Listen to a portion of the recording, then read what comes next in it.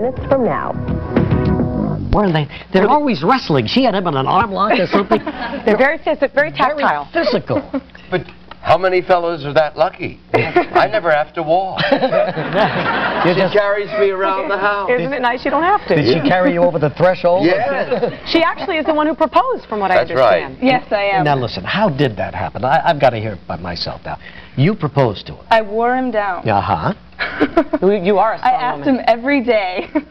That's the truth. Did she really? I Yes. cried a lot. Yes. Mm-hmm. Really? I begged a lot. Yeah. Yeah, finally. And you loved her, but you were hesitant. Why? That's the dumbest question I was ever asked. Why is it dumb?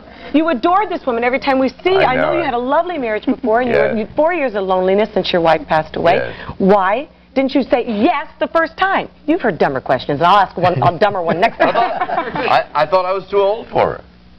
Well. Someone said yes. Someone said yes.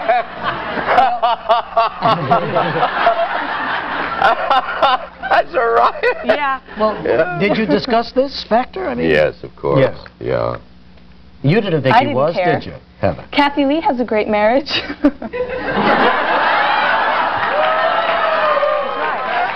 She's right. You all have just a little more than we do, but Like, you know what? When you're in love, who counts?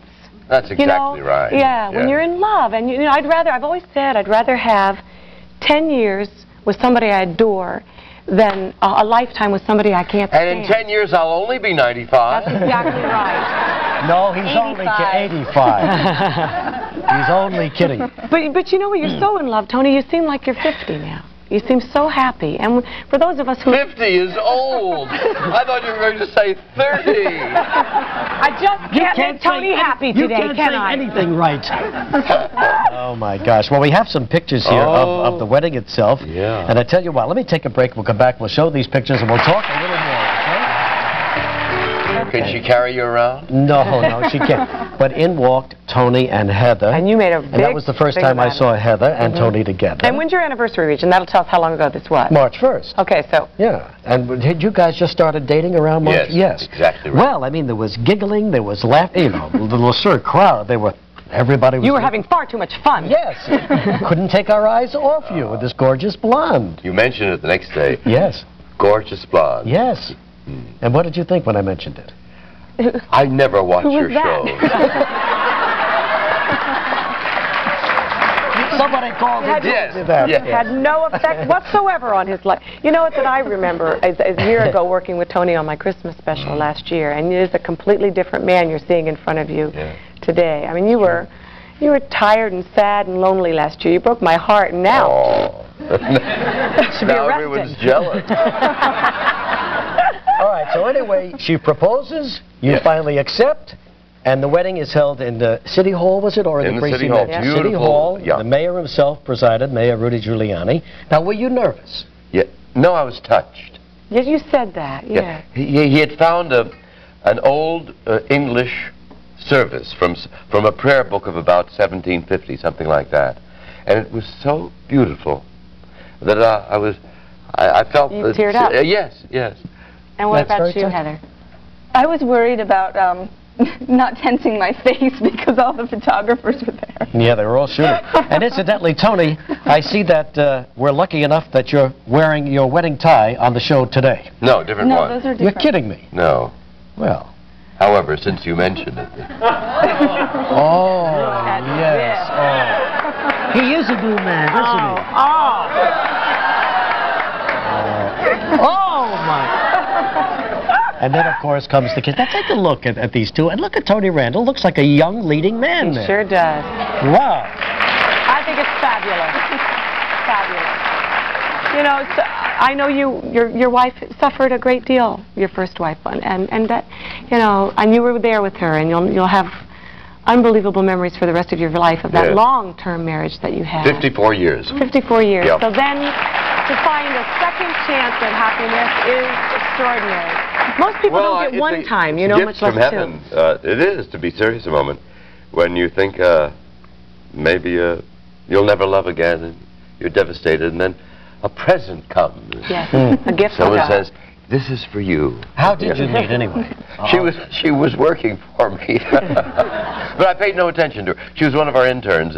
We had a dozen interns. I really had not noticed her. And then about a year ago, we met again, and I thought, I'd overlooked this. You weren't emotionally ready, so No. you weren't seeing. No, that's exactly right. Now, Heather's an understudy at the School for Scandal. School for Scandal. Yeah. That's got to be the toughest job in the whole world, being primed and ready to go, and then being let down again every night.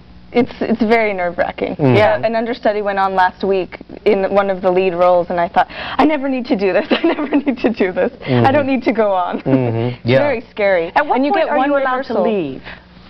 You know, when you're an understudy, excuse me. You know, if you're the understudy, did you stay? You have to be there in the beginning. The beginning. But once the show gets on and going, she can leave. Yes. And then, how much time will they give her? One night, if it ever happens. I mean, when will she know? 1 minute before. No kidding. Sure.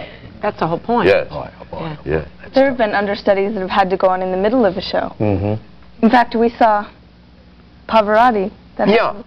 We were there the night Pavarotti had vocal troubles, and he sang the first act, and the understudy went on in the second act. And how was it? Very good. Yeah. Yes. Yeah. Yes. Sure. Yeah, I just can't imagine what that would be like. Can you There's imagine replacing Pavarotti? There's a wonderful French movie called End of the Day. Do you remember it? From the great period of French film. And it takes place in an old actor's home.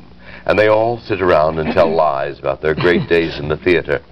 But one fellow was a professional understudy. And he understudied one man all his life. Oh, my God. And the man was never sick. The man has never been on stage. Oh, my God. His entire life as an understudy, he never gave one performance. Oh, my God. This is a true story? No, it's a wonderful movie. Yeah. I'm sure there's somebody out there like that. Okay. Let's give Tony a little plug here. The School for Scandal, in which Tony is appearing every night, Then our next show, runs through this Sunday, and then the next show is a biggie. Listen to this. Inherit the Wind. Inherit the Wind with George C. Scott. And Charles Sturdy. Yeah. Fabulous. That's going to be a biggie. And that will start that starts in February. in February. February 27th is the first And that's at the preview. Lyceum Theater No, here in New York. yeah. Tony, good luck to you. Thank you so We're so much. happy We're for happy you. for Thank you. So nice to see you. Good luck to you, man. Martha, Sorry, Rach. it's okay. Martha coming back in a moment. We'll be right Thank back.